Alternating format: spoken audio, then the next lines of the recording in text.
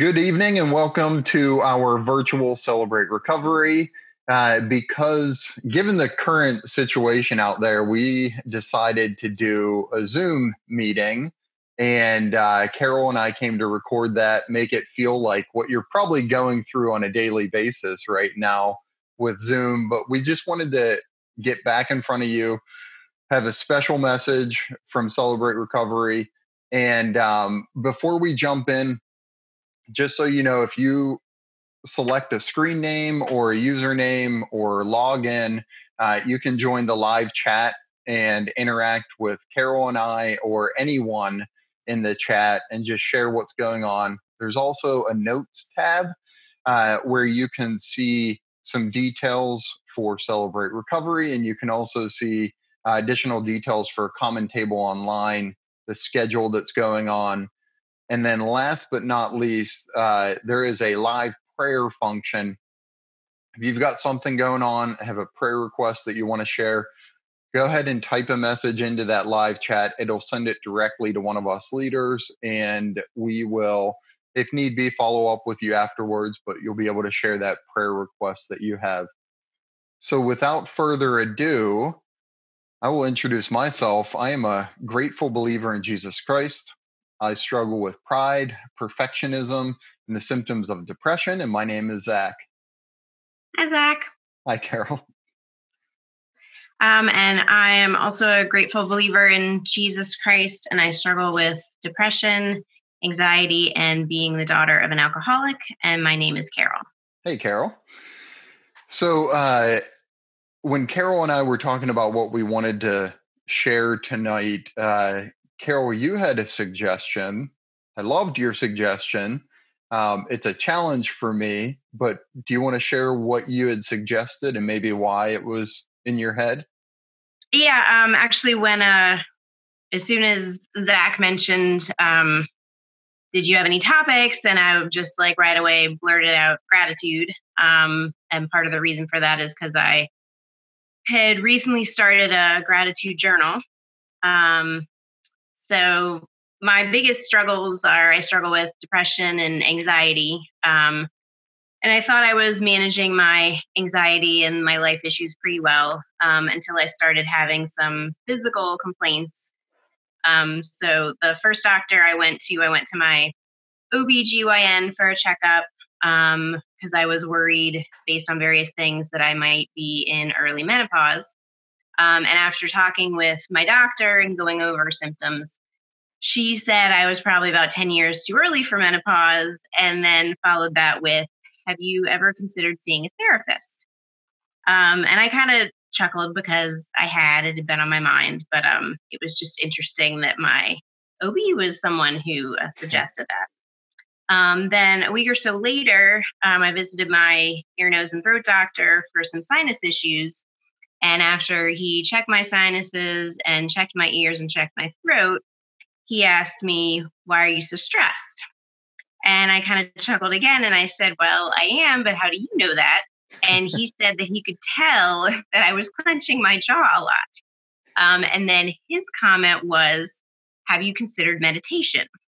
So it was just interesting because in the CR steps, step 11 is actually we sought through prayer and meditation to improve our contact with God. And one of the lessons is about gratitude and being thankful. But I kind of always thought that was easier said than done, especially when it talks about in Philippians 4:6, it starts with do not be anxious. But I never felt like I was anxious. Like I'm not being a worrier. I'm just being realistic. I just want to be prepared for how things are. So I had never really looked at gratitude until I was kind of being forced to recently by various doctors suggesting it to me. It's pretty interesting because a couple of years ago, my dentist asked me, do you grind your teeth? I'm like, no. She said, do you clench your jaw? It's like, no, not at all. Why? And then a few days later, I'm like, I do clench my jaw every time that I'm anxious, stressed out, angry.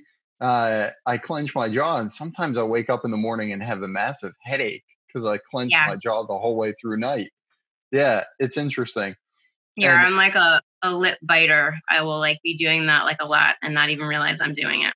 yeah, sometimes we need somebody else that just picks up on our cues and is like, "Hey, do you think maybe you're doing that because of stress?" The interesting thing is, whenever you mention gratitude, there are certain things that I feel like I'm able to be grateful for, but there are certain areas where I just can't get in that mindset of gratitude, or what we call an attitude of gratitude. And so just thinking about it, and this has been a lifelong thing for me, I thought back to a specific situation in my past that gives a good clue into how I'm wired. And thinking back, my senior year of high school, our baseball team, I think we made the playoffs for the first time in like 16 years or something like that. And so big deal, kind of. And in that first playoff game we had in however many years, um, I lucked into going 2 for 3 and had a couple runs batted in, and we won the game by 1 run. After the game, I was asked to do an interview with the newspaper, and my first thought was, what? Weren't you paying attention at all to the game? Like, I had 2 weak ground balls that I was so late on the fastball that all I could do was hit a ground ball through the infield. And I didn't do anything special. I didn't have any huge plays. I just kind of got lucky. And just thinking of that in reflection, that's my mindset, right? Anything that I do well or do good, if I make a good choice, if I have a good day, my tendency is not to be grateful or to celebrate that, but to look at it Mhm. and think, that's not a big deal. Anybody could have accidentally hit 2 singles and won a baseball game. I didn't do anything special. By the way, I wasn't very good at baseball. I just tried really hard. But that's my mindset, is anytime that I do something well, or if something good happens to me, I don't take time to reflect in a mindset of gratefulness. I tend to reflect in a mindset of, it's not a big deal. It's not like I did anything special. And so that's where this really connects with me whenever you shared about talking about gratitude, because for me it's a daily decision and a daily mindset that I've got to get myself into, because Right. it's so much easier to be critical than it is to be uplifting of myself. So I need to take simple steps to do that. I know you mentioned gratitude journal and conversation with therapists. Do you have any other steps that you've started taking or you think are good steps for you to get in that Um, mindset? well, and I first of all, I will say, like, I've never been, I mean, I don't think of myself as a pessimist, but I've never been one who, like, there's so many people during November who are great about sharing daily gratitude. And Hmm. that really was not me. I was, I didn't think that I was negative, but it wasn't something that I was used to doing. So when I went to see a therapist, after the first session at the end, she gave me an assignment to write down 3 acts of gratitude each day as kind of like my homework. Um, so I knew the idea of it, but I up until then I hadn't really seen the point or understood it. Like, I would see it in November around Thanksgiving, and it's like, oh, this is just something everybody's doing. Um, and I'm used to journaling, but like, honestly, all my journals over the years have just been about my troubles and my struggles and everything that's like how I'm hurting. Um, so I was kind of thinking of this like the first night that I sat down. This is like court ordered gratitude. Okay, you have to do this. I'm being instructed to do this. Um, so the first day was March 10th. So about 2 weeks ago, I wrote down 3 things that I was grateful for: my time off to rest. I was grateful that I had started running again, and I was grateful for the warmer weather. And then I went 5 days and kind of kept it up because I felt like that was kind of easy with 3 things. But then on the sixth day, I kind of had a bad day. And I remember, like, just at the end of the day, thinking, I have no idea how I'm going to write down something in my journal. And so I didn't. I actually wrote down nothing. So I didn't have anything that I could think of that I was grateful for, but I also didn't write down anything negative. Hmm. So that was kind of different for me. I didn't write down a list of complaints because I was only supposed to be writing down gratitude.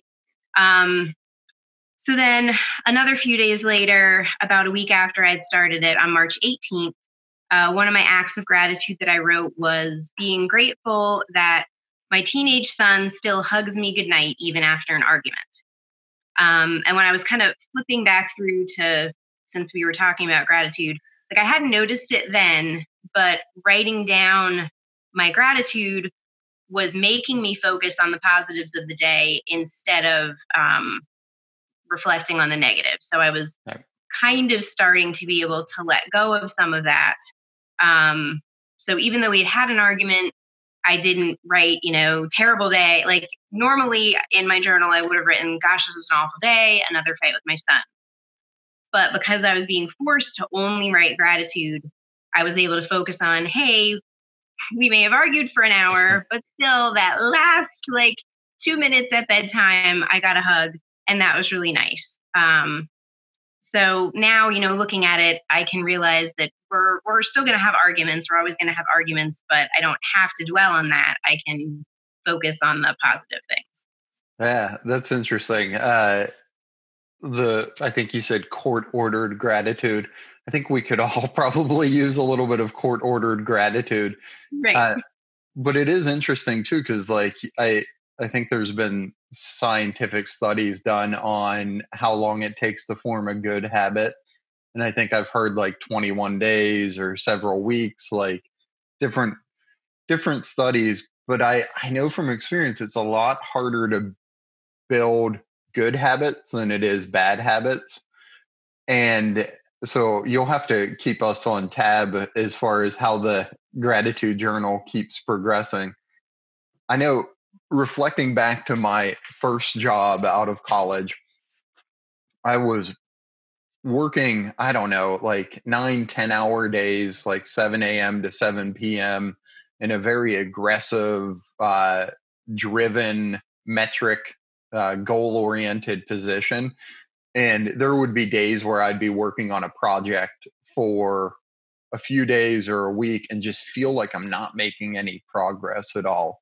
And I would stay late and then be leaving work every day feeling bummed out or depressed that I just wasn't accomplishing a goal or wasn't making steps in my mind. And I had a mentor that said, "You've got to stop beating yourself up like this." And so he said to me, "Zach, before you leave every day, you have to do this. You have to sit down with a piece of paper and write out 3 things that you accomplished each day, or 3 positives from the day." And that was it. It wasn't all the challenges I had or all the struggles I went through or all the failures I had. It was just 3 positives for the day. And he said, "And if you can't think of 3, either wake up and write down 3 positives, or do one more thing so that you can get a third item on your list." And automatically, as soon as I started doing that, I started noticing that I felt like I was able to walk out of work like I was accomplishing things, and it felt like I was making more progress. I was more optimistic, more positive when I was at work, and then I wasn't taking home frustrations into the home. So it's little things like that. That's a little story for me where it was forced gratitude and forced positive mindset. But I did want to ask you, so why do you think a focus on gratitude could be timely right now? And honestly, after, so I guess I'm going on my second week now, or I've done that. I've been writing down gratitude for about 14 days now. And for me, I feel like it was just kind of lucky I did it for a week and then everything started happening and everything started to shut down. So, I mean, right now with everything going on in the world and schools closing and stores closing and some places people are forced to stay at home, um, it would be easy to dwell on all of that and all of the negative things, and also just kind of worry about the unknown. It's hard to think really far into the future because no one really knows what the next week or the next month is going to look like. Um, so I mean, there's no shortage of things to worry about or things to be anxious about. So I mean, it's almost makes gratitude a little harder, but again, it's also kind of giving you a focus to focus on only the positive things of the day. So I know one thing that I've been grateful for in the past few days since we made it a family goal. I went to the grocery store one last time last Friday, and then we said we're not going out at all. We're going to be staying home. Not even going to the grocery store or the gas station for a full week. And I never thought that we were wasteful beforehand, but it really has forced me to make sure we're not using too many paper towels, not throwing away food. We're making sure to use our leftovers and eat our leftovers. And that's kind of one thing that I'm kind of giving myself a pat on the back for. Like, I'm grateful that we are conserving more, that kind of forcing us to stay home and use less is making us, be more aware of that and more conscious of that.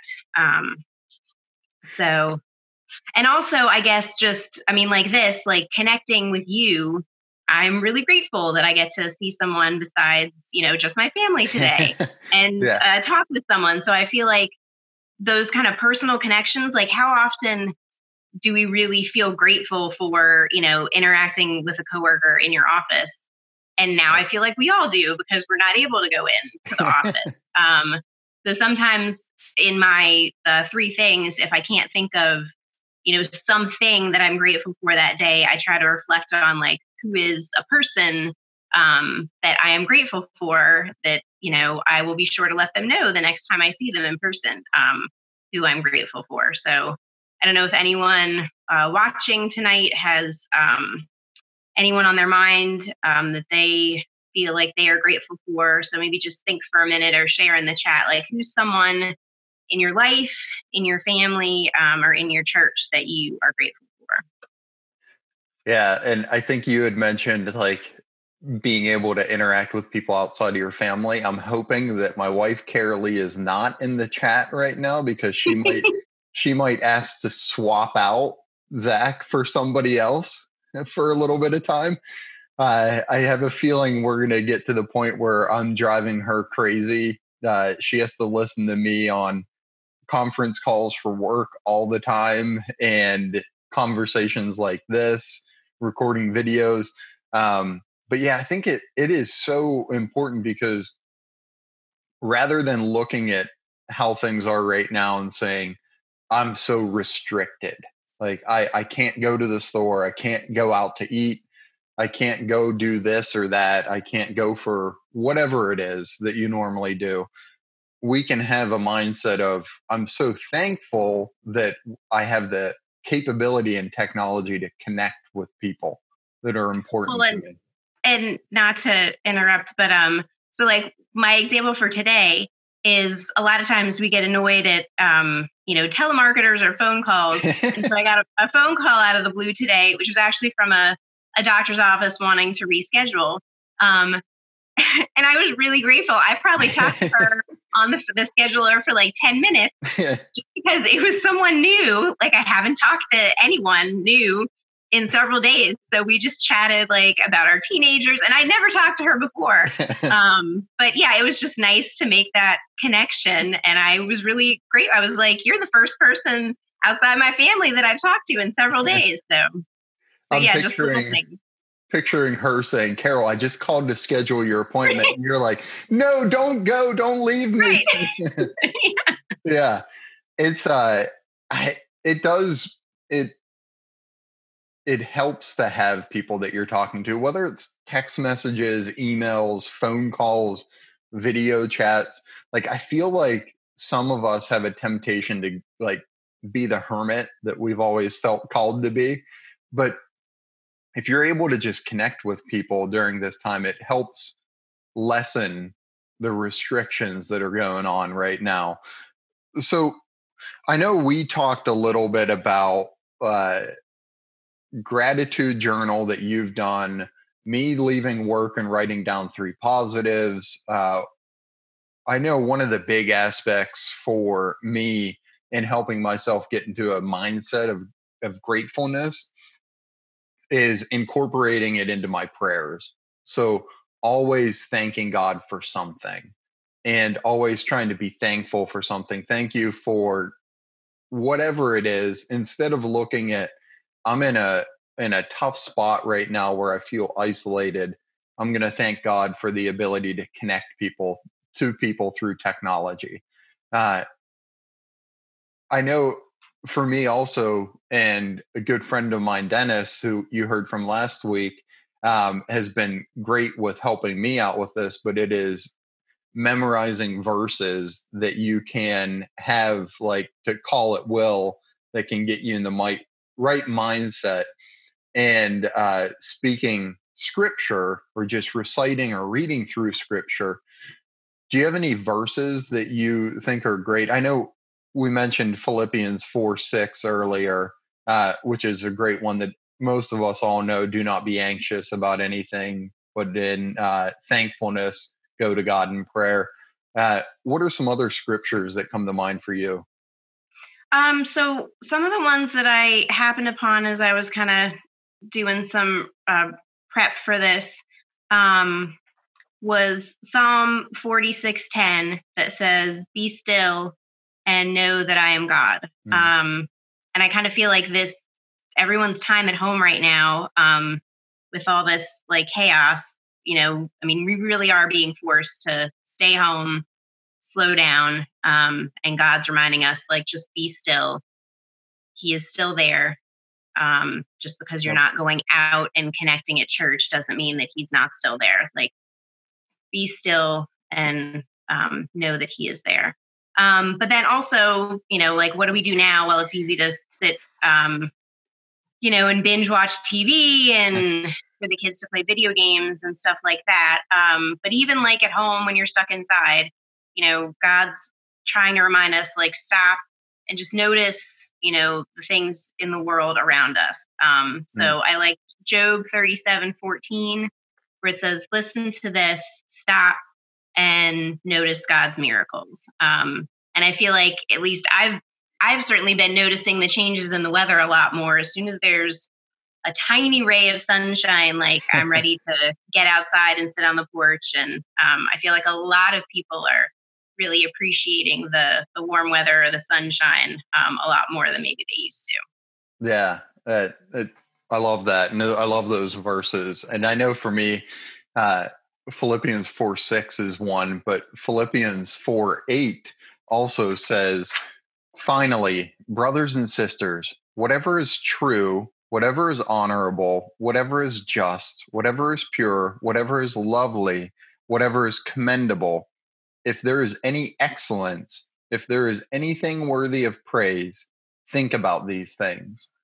And even though that verse doesn't mention thankfulness or gratefulness at all, uh, that just like strikes a chord with me for what an attitude of gratitude looks like. Think about the things that we can be thankful for, dwell on them. And instead of doing what my natural inclination is to diminish the good choices or diminish things and just say, it's nothing special. Maybe we amplify the small things and we talk and celebrate recovery. Well, the first word is celebrate, but we talk about the importance of taking time to celebrate and acknowledge the incremental steps that you've taken. So if it feels like the hardest thing in your life is to get up, get out of bed, and go to a celebrate recovery meeting, but you make it there, you celebrate the fact that you actually went, and just start there. And if you don't feel like you want to share what's going on with everybody, just celebrate the fact that you have the opportunity to share if you want to, or you can just be in the presence of other people.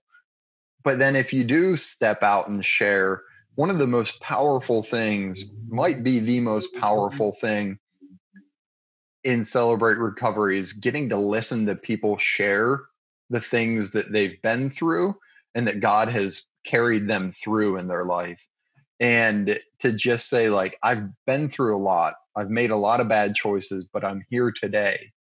Like, that is, I'm so grateful whenever I get to hear people share for the first time or the 100th time, because there's nothing more uplifting or gives me more of a positive encouragement than to hear somebody say, I went through a tough time, or I'm still going through it, but I'm here and I want to move forward. So for me, the importance of celebrating incremental steps that we're taking in our growth and our recovery, celebrate them. That'll help us get in the mindset of being thankful and grateful and having an attitude of gratitude. So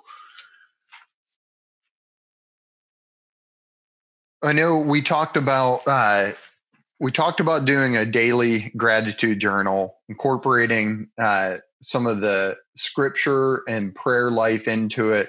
I also think it's important that we take the opportunity to incorporate thank you into our everyday conversations with other people.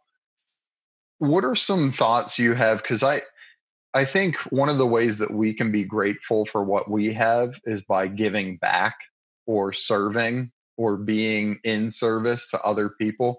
Do you have any thoughts around ways that we can do that? Yeah, and I know like serving and helping in your church is obviously an easy one when churches are in session, but now they're not. Like it was really easy when you first started talking about Celebrate Recovery. I knew I wanted to be a part of that. But it's kind of hard to be a part of anything these days. I feel But like for the first time in my life, I am telling people not to physically go to church. right, stay home. Yeah, yeah. Log in, watch the online services at Common Table, but don't go into any crowds right now. Yeah. Um, but I know food banks, some of the food banks or food pantries, those are definitely needing donations right now. There's also various like nursing homes and assisted living places are not allowed to have visitors right now. Mhm. So I know some of their residents are could use just like a kind note or a card or things like that. But also just like checking on your neighbors or anyone who you know. Doesn't have to be in your immediate family, but if you have any like um, relatives in other states who you know live alone, just checking on people like that, being sure everyone's okay. And I think that's a great point too, because like how encouraging is it just to get a text message or a phone call that is as simple as, "Hey, I was thinking about you," and that's it. Or, "Hey, how are you? Wanted to check in." Like a simple step that I think when we're sitting on the couch watching Netflix or Hulu or something else, we may want to just play a game or scroll through social media. But if you just take a quick minute to reach out to whoever comes to your mind. Yeah. And I think one of the cool parts about, so I overanalyze things and I have a tendency to maybe want to make an excuse. So if you say, Zach, why don't you go drop things off at the Urbana food bank? I would think, well, we're not supposed to be doing the personal contact right now. Well, okay, that's an excuse, but I don't even have to get out of my or go talk to anybody. I can just drop things off at a drop off point and not interact or touch anybody or shake a hand. Or if I'm feeling good about it, I can just go on Amazon and put an order through and have it delivered to a recovery ministry or a food bank rather than my house. Well, and I feel like some of the grocery stores too even have collection places in the store. So that's another thing. Just maybe when you do if you're going out once a week and doing your shopping, you pick up a few extra things. It's easy enough to put it in that bin before you leave, and then you really don't have to go out at all. Yeah. There is a way for us, even in the midst of social distancing, there are still ways for us to give back and try and serve the community and people around us. And I can't think of another way that we could physically do an action that's going to get us in a mindset of gratitude, thankfulness for what we have. And listen, we get it. Not everybody's in the same place. Like, if you have the resources, share them. If you feel like you don't have the resources, share you. So you don't have to go spend money to give to one of these ministries. You can simply write a note, send a letter, make a phone call, touch in, ask, be a person that is available if somebody needs somebody to talk to, right? So I just in wrap up, we're going to put on the end of the video some information. So if you want to serve or give back or connect and you're just not sure what to do or how to do it, we're going to put some contact information that you can get in touch with us at Celebrate Recovery so that we can connect you or give you some ideas or share with you. But Carol, do you think we can close in the Serenity Prayer? Yes, because I was bummed that I didn't get to do it last week. Yeah. Why don't you lead us? All right. So please read along with me as I read our Serenity Prayer. God, grant me the serenity to accept the things I cannot change, the courage to change the things I can, and the wisdom to know the difference. Living one day at a time, enjoying one moment at a time, accepting hardship as a pathway to peace, taking as Jesus did the sinful world as it is, not as I would have it, trusting that you will make all things right if I surrender to your will, so that I may be reasonably happy in this life and supremely happy with you forever in the next. Amen. Amen. Whew. And in closing, I will say you started us off with step 11. Principle 7 coincides with it. And principle 7 of the 8 principles of Celebrate Recovery says, reserve a daily time with God for self-examination, Bible reading, and prayer in order to know God and his will for my life and to gain the power to follow his will. And self-examination can be a gratitude journal. Bible reading is the scripture that we talked about earlier, and prayer, incorporating that thankfulness into your prayer. So glad that you could join us from everybody here and not here at Celebrate Recovery. We're glad that you are surviving social distancing right now, and we hope you'll join us again next week. Bye. Bye.